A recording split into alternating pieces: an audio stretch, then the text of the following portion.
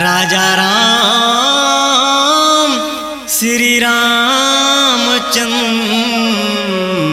की जय। उमापति महादेव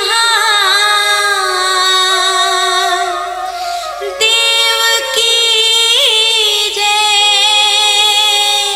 मोरया रे बप्पा मोरया रे, मोरया रे बप्पा मोरया रे।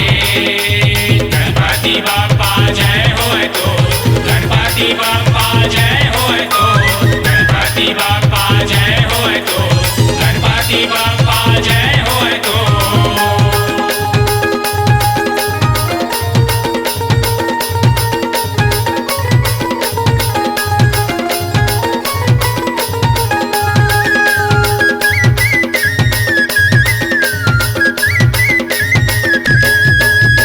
दुख हरैया तै मंगल करैया भोला कहे हे महेश। दुख हरैया तै मंगल करैया भोला कहे हे महेश। गौरी के बेटा तै सबले अनोखा तुर जय हो गणेश।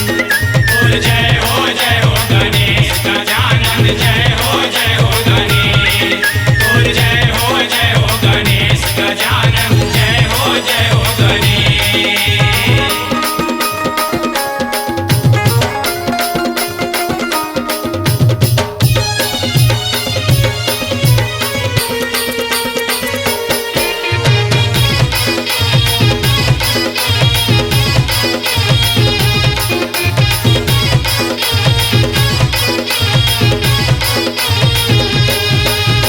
दाई दादा के तय करके परिक्रमा बना डरे चारों धाम।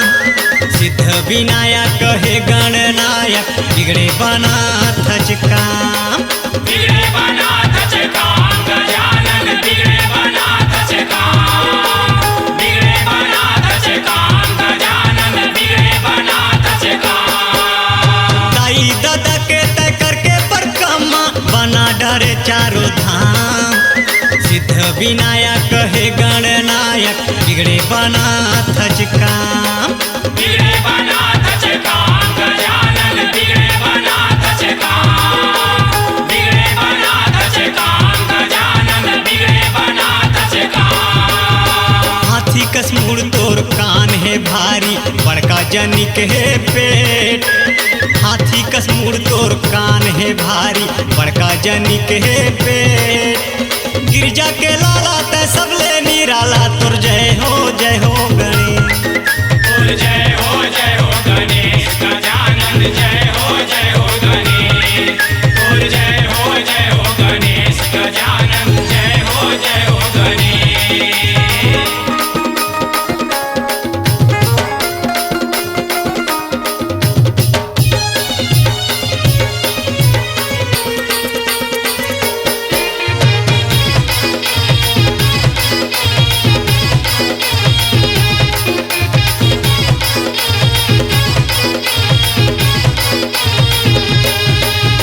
महामंत्र जोई जपत महेशु राम भजो सिया राम।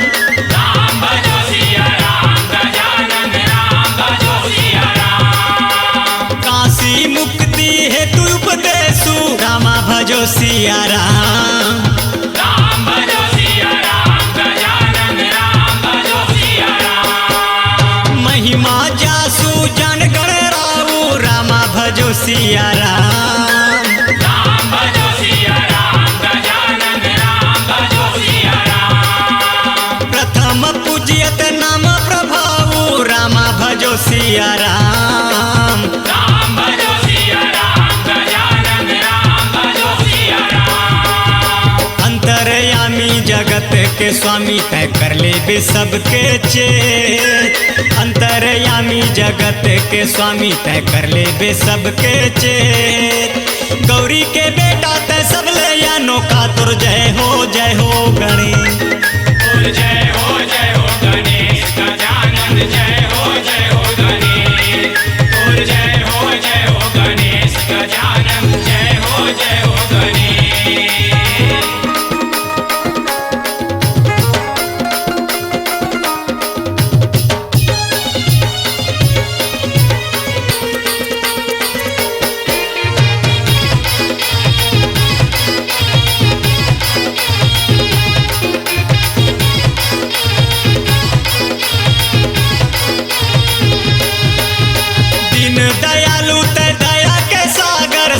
गणेश भगवान। देवता माँ पहली तोर पूजा होही, राम जी बनाए महान। राम जी बनाए महान, गजानन राम जी बनाए महान। राम जी बनाए महान, गजानन राम जी बनाए महान। दीन दयालु ते दया के सागर, सबके गणेश भगवान। देवता माँ पहली तोर पूजा होही, राम जी बनाए महान। राम जी बनाए महान, गजानन राम जी बनाए महान। राम जी बनाए महान, गजानन राम जी बनाए महान। मुसवा चढ़ैया ते लड्डू खवैया, दीन बंधु दिनेश। मुसवा चढ़ैया ते लड्डू खवैया, दीन बंधु दिनेश। गौरी के बेटा ते सब ले या नौका तोर जय हो गणेश। और जय हो गणेश, गजानन जय हो गणेश। और जय हो गणेश, गजानन जय हो गणेश। और जय हो गणेश, गजानन जय हो गणेश। और जय हो गणेश, गजानन जय हो गणेश। महामंत्र सोई जपत महेशु, काशी मुकुति हेतु उपदेशु। माताओं बहनों भाइयों, भगवान गणपति संसार में सबसे बड़े देवता है। प्रथम पूजनी तो गणपति जी है, जहाँ से बुद्धि प्राप्त होते, विद्या प्राप्त होते। ऐसे गणपति महाराज जी के अभी प्रार्थना करें हमन, जहाँ से हमला सद्बुद्धि मिलते। देखो गणपति महाराज विघ्न विनाशक कहलाते, सारी दुनिया के विघ्न दूर करने वाला होते। और विघ्न आना रहते तो गणपति जी के पिताजी ला भी नहीं छोड़ा है। काबर के जहाँ हम चूक हुई समर से पूजा पाठ में, तस विघ्न बाधा आयल शुरू हो जाते। एकर स्थिति प्रथम पूजनी गणपति महाराज है। अब एक बढ़िया से दृष्टांत आप मतलब बताथन कि एक बार सूर्य नारायण भगवान के तीसरा नंबर के बेटा जेला शनि कहथन, शनिचर भी कहथन, भगवान शंकर के यहाँ पहुंच गए। अब पहुंचे के बाद कहिस कि महाराज मोर प्रभाव से कोई नहीं बचे, आप भी नहीं बच सको। शंकर भगवान बोलिस के बेटा का मोरो ऊपर तो प्रभाव पड़ी। कहिस महाराज आजे के बनाए नियम है, और आप जो नियम बनाए हो वो तो संसार ला पिरायल पड़ी। कहिस कैसे पिराते?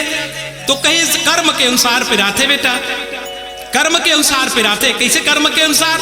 जेन है ज्यादा बुरा कर्म कर रही थे बोला 7.5 साल पेड़ थो मैं, ओखर ले कम वाले ला 7.5 महीना, ओखर ले कम वाले 7.5 दिन। ऐसे करत करत मैं कर्म के अनुसार माँ बोला पेरेल पड़ते। महाराज शंकर भगवान की थे मोला कत देर पेरबे? कही तोला मैं 2 घंटा। कब? कल। भगवान शंकर की थे कल ठीक है आ जावे। कत का टाइम आवे? 3 बजे से 5 बजे के बीच में प्रभु जी। भगवान शंकर निकल जाते जंगल में, और जंगल निकले के बाद वो देखते कि मैं कहाँ लुकाऊं, कहाँ छुपाऊं, शनि के प्रभाव से कैसे बचाऊं। भगवान शंकर है जंगल में जा करके और देखते कि एक हाथी बढ़िया सुंदर चरत रही थे जंगल में, तो हाथी के अंदर में प्रवेश कर जाते। जैसे हाथी के अंदर प्रवेश करते 2 घंटा तक बैठे रहते, 5 बजे के बाद निकलते। जैसे निकलिस तैसे घर में आते, शनि मुस्कुरात रही थे। भगवान शंकर पूछते कैसे बेटा शनि तोर प्रभाव मोर ऊपर नहीं पड़ सकिस? शनि महाराज कहते कि महाराज मोरे प्रभाव पड़िस तबे तो आप एक देवता ला छोड़ करके, भगवान स्वरूप ला छोड़ करके और पशु योनि में गए हो 2 घंटा तक, हाथी के अंदर में गए हो, पशु बन गए रहो आप 2 घंटे के, मोरे प्रभाव तो आए। भगवान शंकर कहते अरे वाह ते तो मोला पैर दे, लेकिन ये बता बेटा कि मैं 2 घंटा तक पशु योनि में काबर गया? तो शनि महाराज कहते प्रभु जी आप तो जानत हो सब बात ला, फिर मोर से पूछता हो काबर? तो कहते नहीं ये बात लो तो मैं जानत नहीं हूं। तो शनि महाराज कहते कि महाराज सुनाओ, आप जब भी पाता हो तब पार्वती के कमरा में चले जाता हो बिना रोक टोक के, और आपके गण जो है वो आप ला रोक नहीं पावे। और हर महीना में ऋतु स्नान मासिक धर्म के बाद चौथा दिन स्नान होते, वो पार्वती मैया ला डिस्टर्ब होते। तो वो समय आप बेधड़क आप अंदर चले जाता हो। तो एक समय पार्वती अपन शरीर से मैल निकाल करके एक बालक बनाई, और वो बालक ला बना करके वो प्राण डाल दी, सुखन नाम रखीस गणेश। और आप ला जब रोकीस तो आप रुके नहीं, गणेश पहचानिस नहीं आप ला, आप भी नहीं पहचाने हो। और आप पाशुपत्री अस्त्र ले करके और हथियार ला चला दो।